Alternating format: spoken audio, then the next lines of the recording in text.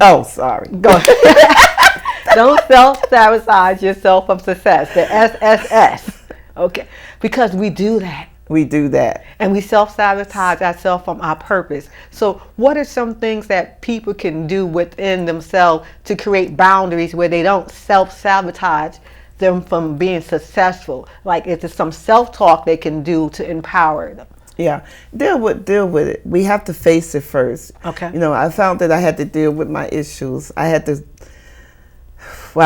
stop some behaviors that I had picked up along the way that was self-medicating me, okay?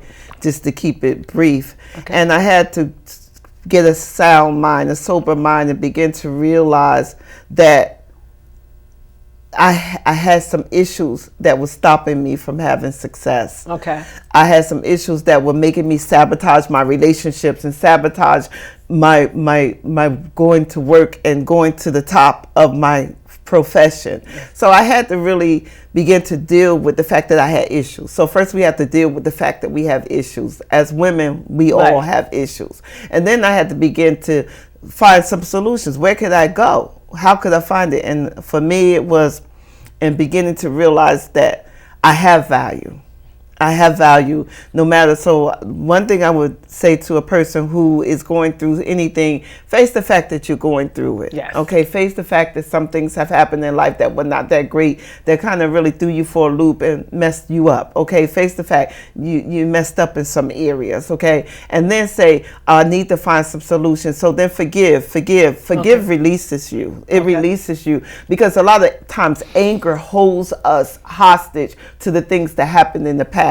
So I'm going to release myself by releasing everybody that ever hurt me, right?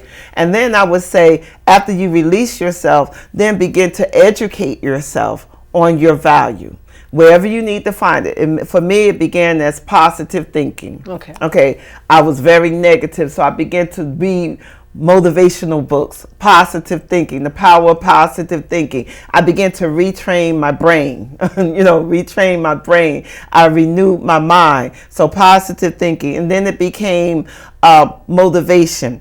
I started listening to motivational speakers, the late Zig Ziglar, Les Brown. These speakers were they were tantamount to my healing. And then I started going to church. I met my husband in the bar. He took me to church, and I started hearing good things coming in church, like, wow, they're speaking my language. I'm wonderfully and fearfully made. God has a great plan for my life, to prosper me and not to harm me, to give me a hope in the future. Yes. I can do all things.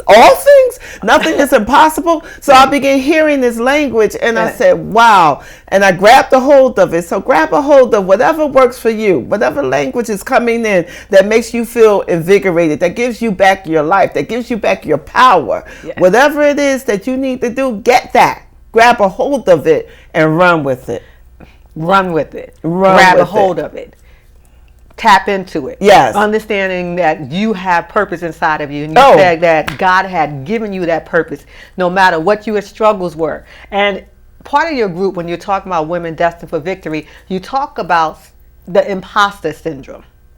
And as you were speaking, I was just thinking, how do we get away from the imposter syndrome? And can you tell them what the imposter syndrome is? The imposter syndrome is basically that feeling that you have like you don't belong, or that you're not worthy of the accomplishments that you have accomplished, no matter how lofty or how great they are. You feel like someone's going to find out that you're actually a fraud. It's amazing because First Lady Michelle Obama suffers with imposter syndrome. And there are so many other people that have admitted to going through this thing where they feel like, wow, how did I get here? Or I really don't belong here, and I'm afraid somebody's going to find out and pull the plug. So imposter syndrome is really real. I suffer with it. When I just received an honorary doctorate in December, and when they told me I was going to get it, I literally did not believe it was true until we almost got to the ceremony. I was like, Are they going to pull it back from me? And God had to say, no, this is really happening. Right. This is something that people are acknowledging you for because of the work that you've done in your field. So imposter syndrome, we all struggle with it, I believe. I believe we all struggle with it from time to time, that we all struggle with some form of imposter syndrome. So there's the perfectionist, there's the person that thinks that they're the individualist, they're going to do everything on their own, they don't need help with anything. There's so many different compartments of you feeling like an imposter. And the reason why I wanted to bring it up, because I thought that was key to discuss imposter syndrome and your purpose, because if you're not walking and understanding your purpose, because the way you feel about yourself, you don't think that you are that great or worthy, or you don't value certain things. So as you stated, you got the doctor's degree and it's honorary, but should I get it? So, but that was God's purpose for you. Yes. It was a reason why you have that. Yes. So many times we may look at it, it's like, oh, if I don't do it this way, or I'm not acknowledged this way, should I receive that? Should I receive that promotion? That's good. Someone goes to give you accolades and you're like, no, but no, that's part of the purpose. You are walking in your purpose. You're fulfilling it, what God has for you. So it was the time frame. He says time for Dr. Rebecca Simmons.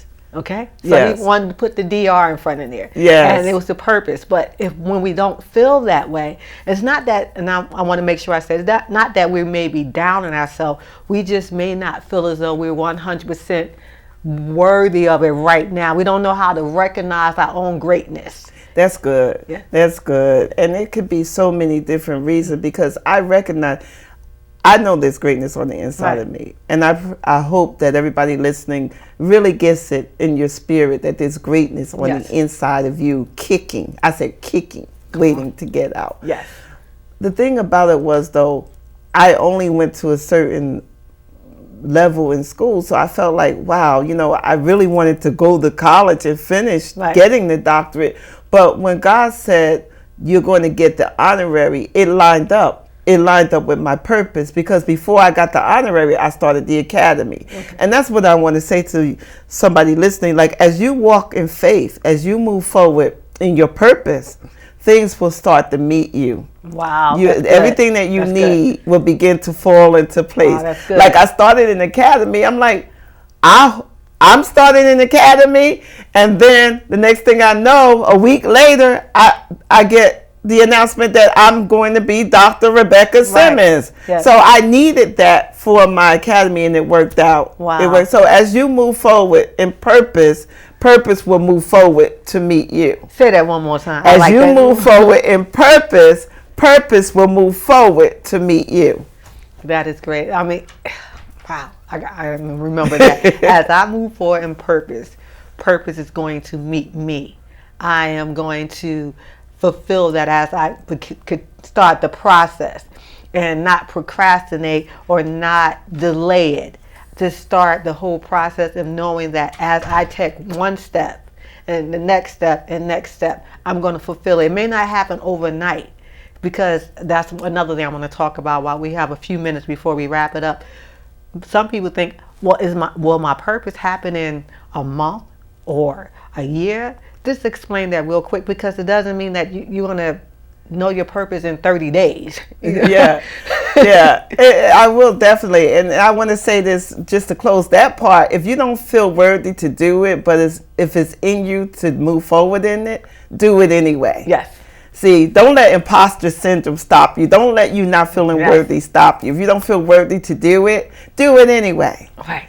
And then how long will it take? Listen, you have a whole lifetime to fulfill your purpose. Yes. So as long as you're moving forward, you're making progress. As long as you're putting one foot in front of the other, you're making progress. And let me say this as we close out. You're going to have times when you feel like it's taking too long. Like you're going to be feeling like, okay, am I even going to reach the fulfillment of my purpose? I want to put it in your heart and mind, expect to win and refuse to quit. No matter how long it takes, no matter how challenging it is, no matter how much you feel like throwing in the towel, no matter how many times you feel like quitting, don't quit, don't throw in the towel, don't back up, don't back down. Keep moving forward. Expect to win and refuse to quit. Because if you keep moving forward, no matter how long it takes, you will win and you will fulfill your purpose. Expect to win, refuse to quit. I love it. I want you to listen, everyone. She's powerful, right? I want her to give her contact information because you have to get in contact with this woman. If you're looking to live your purpose, you're looking to be a woman destined for victory, you need to get in contact with Dr. Rebecca Simmons. Can you share your information for us, please? You can contact me through my website, womendestinedforvictory.com. I'm also on Facebook, Pastor Rebecca Simmons, and I believe that's pretty much the best way to contact me. Either connect with me on Facebook, Pastor Rebecca Simmons, or through my website, www.womendestinedforvictory.com. Excellent. I have enjoyed you. I'm not going to forget that. Expect to win. Refuse to quit. We want to end on that note for Women's History Month. Remember, you are a winner. So don't quit because there's a winner in you. I'm Coach Tina Lane. Thank you for being on the show today.